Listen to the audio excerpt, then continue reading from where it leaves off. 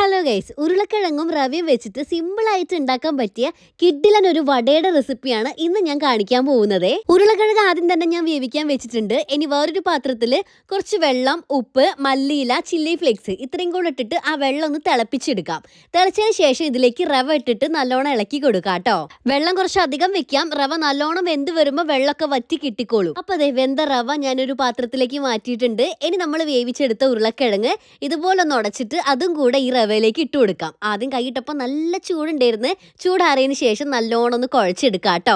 ഇനി കയ്യിൽ ഓയിൽ എന്തെങ്കിലും തേച്ച് കൊടുത്തിട്ട് ഇത് വടയുടെ ഷേപ്പിലാക്കിയിട്ട് ഉണ്ടാക്കിയെടുക്കാം. ഇതൊക്കെ ചെയ്തെടുക്കുമ്പോഴേക്ക് എണ്ണ ഇവിടെ തിളച്ച് വന്നിട്ടുണ്ട്. ആ തിളച്ച എണ്ണയിലേക്ക് ഇട്ടിട്ട് നമുക്ക് ഇത് ഫ്രൈ ചെയ്തെടുക്കാം കേട്ടോ.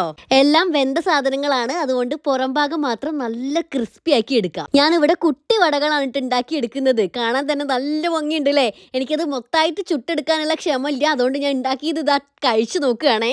അടിപൊളി ടേസ്റ്റ് ആണ് കേട്ടോ. ഒരു തേങ്ങാ ചമ്മന്തി കൂടെ ഉണ്ടെങ്കിൽ കിഡിലനായേനെ. അപ്പോൾ ടാറ്റാ.